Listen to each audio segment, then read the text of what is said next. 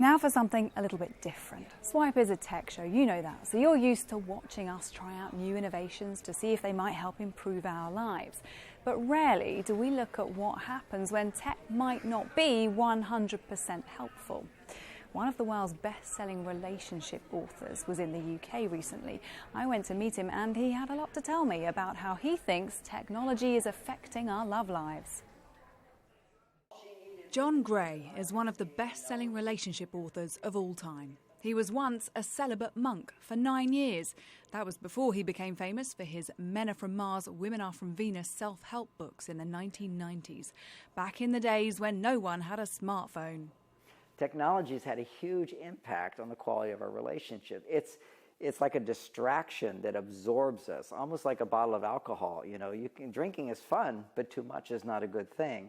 Going online is fun, it's good, but too much of it pulls us away from the normal stimulation of a relationship. People don't understand that digital electronic stimulation is similar to drugs in terms of the brain chemical it produces, dopamine. Dopamine is that which creates the brain chemical that creates attraction between men and women.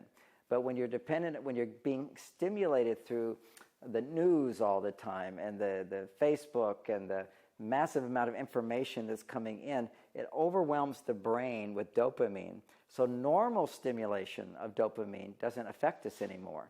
And the same thing happens with children today. The best babysitter is just give them an iPad and let them play their games. What parents don't realize is too much of that actually changes their brain, just like a drug addict. It causes you to become dependent upon high stimulation in order to feel alive, and normal stimulation is kind of boring and flat. So for the younger generation and for the older generation, relationships are becoming kind of flat and boring, and people need to do all kinds of things to sort of spice it up and create the attraction again. Why women gain weight after marriage and men don't. John's not anti-tech. He's got a YouTube channel and an online blog giving relationship advice. It doesn't mean we can't have technology and good relationships.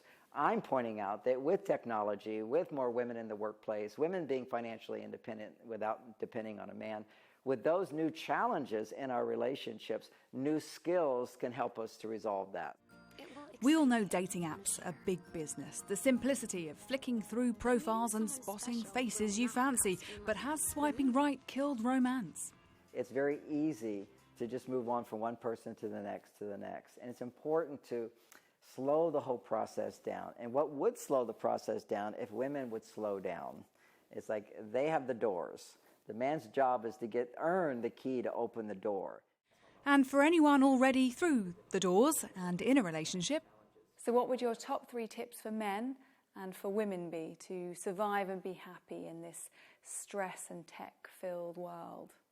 So 3 points for men. Be good listeners, plan dates, and show affection. And if you're angry, I have to add the 4th. And if you're angry, stop talking and do something to rebuild your testosterone. Your heart will open and come back and be more loving. And for women, the 3 points is when you see your husband the first time, always be happy to see him. No matter what's going on inside of you, be happy to see him for a minute and then ignore him. Just give him that message that you're happy he's alive. Men need that. Learn these new techniques of how to share what's going on inside of you, but it's not about him. And number 3, you go in for the hug and you appreciate him for all that he does.